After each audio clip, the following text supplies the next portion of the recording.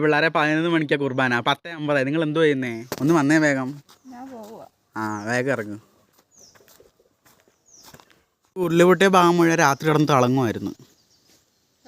ആ അങ്ങനെ നമ്മൾ പുളിയറ പള്ളിയിലെത്തി.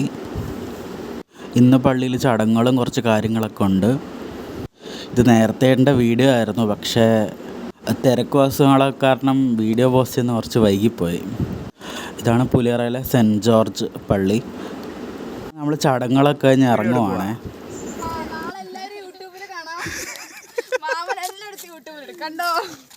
ചേച്ചിമാർ രണ്ടുപേരും നമ്മളെ യാത്ര അയക്കാൻ വേണ്ടി വരുവാണേ. വേറെവിടെല്ലാം നമ്മൾ യാത്ര പറഞ്ഞ് ഇറങ്ങി. തിരിച്ച് അതേ നമ്മൾ ആദ്യം വന്നിട്ട് ഇറങ്ങി ആ ജംഗ്ഷനിൽ നിന്ന് തന്നെ തിരിച്ച് മണ്ണാർക്കാട്ടേക്കുള്ള വണ്ടി കയറിയേക്കുക. വന്ന വഴി തന്നെ തിരികെ പോകുന്നത്, പ്രത്യേകിച്ച് മാറ്റമൊന്നുമില്ല. പോകുമ്പോൾ നമ്മൾ വരുന്ന സമയത്ത് ഞാൻ പറഞ്ഞ മല്ലീശ്വരമുടി മലയാണ് കാണുന്നത്. ഇന്നലെ രാത്രി ഭയങ്കര തണുപ്പായിരുന്നു. പക്ഷേ ഇവിടെ ഉള്ളവർ പറയുന്ന തണുപ്പ് കുറവാണെന്നാണ്, പക്ഷേ എനിക്ക് നല്ലോണം തണുപ്പ് ഫീൽ ചെയ്തു. നമ്മളങ്ങനെ ചുരം ഇറങ്ങി തുടങ്ങി. ബസ്സിന് നല്ല കുലുക്കമുണ്ട്. ഇത് ഭയങ്കര ഒരു ലെവലില്ലാത്ത പോലെ ബസ് പോകുന്നത്. നല്ല കുലുക്കമുണ്ട് ബസ്സിന്. ഇത് കണ്ടില്ലേ, ബസ് നല്ലോണം ചാടിച്ചാടിയാണ് പോകുന്നത്. അത് കുതിരവണ്ടി വരുന്ന പോലെയാണ് എനിക്ക് ഫീൽ ചെയ്യുന്നത്. ഇപ്പോൾ നമ്മൾ മെയിൻ ചുരംവളവ് ഇറങ്ങുക.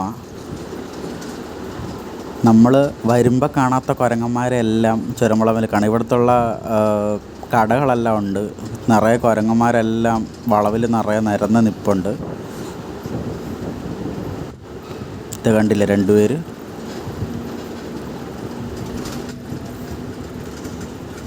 ഇങ്ങോട്ട് വരുന്നത് പോലെ തന്നെ ബുദ്ധിമുട്ടാണ് ഇവിടുന്ന് മടങ്ങിപ്പോവാനും. ഇവിടുന്ന് പോകാൻ തോന്നില്ല ശരിക്കും. നമ്മൾ ചുരമൊക്കെ ഇറങ്ങി അങ്ങ് പാതി വഴി എത്തിക്കഴിഞ്ഞു. കുറച്ച് നേരം കൂടെ കഴിഞ്ഞ് കഴിഞ്ഞാൽ നമ്മൾ ആനമൂളി എത്തും. പിന്നെ ഞാൻ കുറച്ച് നേരം എന്നെയും കൂടെ എടുത്തു. ബിൻസിയച്ചിയുടെ കയ്യിൽ നിന്ന് ഇരന്ന് വാങ്ങിച്ച മാസ്ക് ഇട്ടാണ് ഞാൻ ഇരിക്കുന്നത്. വരുന്ന ധൃതിയിൽ പൊടിയുടെ പ്രശ്നം ഉണ്ടെന്നോ മാസ്ക് മേടിക്കണം എന്നുള്ളൊരു ബോധമൊന്നും എനിക്കുണ്ടായില്ല. അങ്ങനെ എൻ്റെ നാട്ടിലോട്ട് പോകുന്ന വഴിയിലെത്തി. ഇത് കൊടുമ്പ് സുബ്രഹ്മണ്യ സ്വാമി ക്ഷേത്രമാണ്. അപ്പുറത്തെ എൻ്റെ ഒരു കുളമുണ്ട്, നിറയെ താമരകളുള്ളൊരു കുളമാണ് അവിടെ മുഴുവനും. ഇത് കണ്ടില്ലേ.